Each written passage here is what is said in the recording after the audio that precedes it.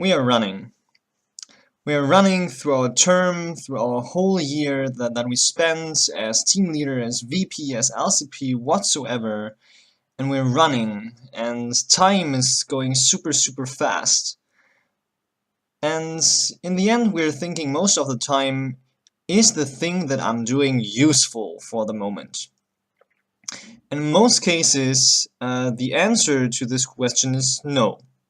Because we're not thinking about the most important thing that we as team leaders should actually do. And this is team management. We're team managers, we're team leaders. So for today, we will talk about one of the things that we are actually thinking the least about, and this is how to plan team management. And with that, I welcome you to the new episode of the Team Standard Support Hub.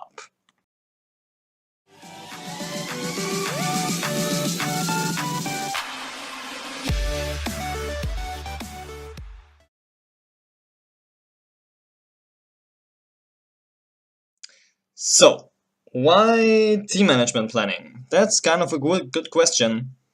Normally we should think, well, team management is kind of obvious. I do some team meetings, I do some activities with my team, then they just execute. Unfortunately, the past showed that this is actually not true. If we want to do good team management, we should plan it beforehand. To make sure that we just execute team management, we actually planned beforehand. So in the end, everything is fine. But to make it completely aligned to the things that we do, let us see some beautiful graphic. So, what happens if we want to do better team management planning? Well, the first consequence is that we put more thought into our team management. And like that, we have for a certain month a clear action plan that we just need to execute. So we can execute better and make sure that all our members then and all our teams are working better. And like that, we can, and that is the most beautiful thing here, we can make better and more exchange because we just need to execute team management and everyone knows what to do when, and everything is just beautiful. So, what is the team management planning theory behind it? So how actually do all this team management planning? And good news first, it is the same flow as operational planning. That means we don't have to learn anything new, we just do as we would plan all our operations and back office thingies. What does that mean? First thing, we plan the next month in detail. So every single day receives a certain team management activity. Then we plan the remaining quarter. So for example, we would plan October in detail, so daily. Then we would plan November and December roughly in backlog. So we put for certain weeks or 2 weeks or the whole month a certain topic or certain activities that we should have in mind when we then later on plan the whole month in detail. And after every month, we then review every single month to see what went right and wrong in your team management. The good thing in team management is that you normally do most of the time the same things. So you can directly see every single month what went wrong and right and can adapt it. So in that sense, it is a bit different than operational planning. Still, it makes things way easier. But as small Johnny asked himself, well, and how do I plan team management now? And that's kind of a good question. So let us go now into a bit more detailed stuff and let me explain to you how we plan team management now, also for little Johnny. So, and the good answer is it's team standards. Yes, we know them and we love them. Team standards are our tool that shows us how to manage our teams better. and to make sure that a team experience has a certain standard.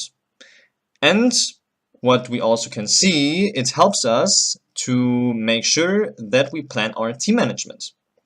But what could be the tool for that? Exactly, it's our team standards tool. Isn't it beautiful? The tool you currently see is the overview sheet. So you can see it in your planning tool, and you can just go through it when you want to have an overview of the whole semester. But what is important for us now is the second tab. So we just click here, and we go there. And this is where the magic happens. You find here for every single month certain team standard activities we want to execute and that should be done in every single month. You can see that here. So you normally just scroll down and see for every single month certain team standard activities that should be done.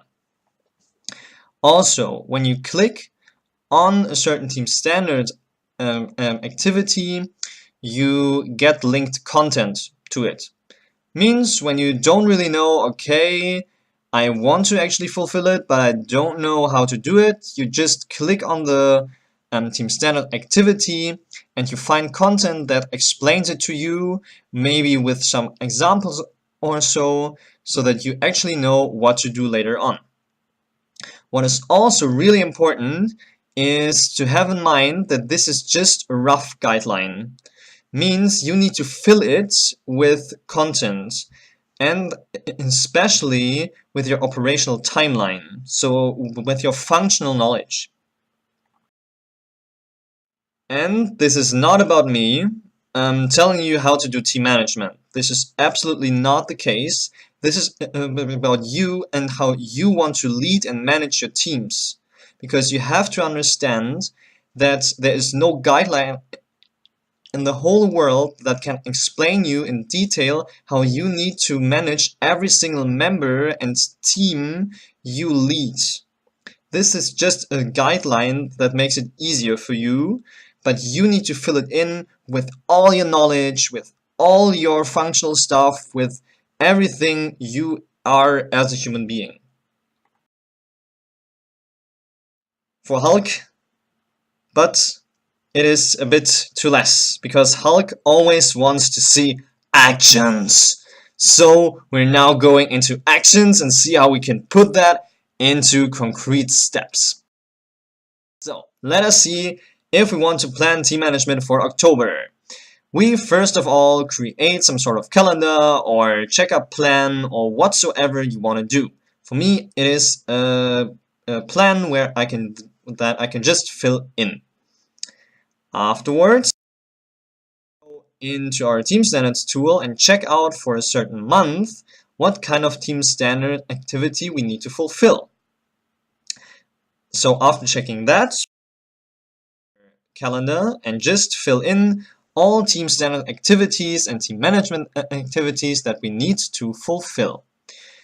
As you can see, these are just examples, not everything is in there. That's quite normal.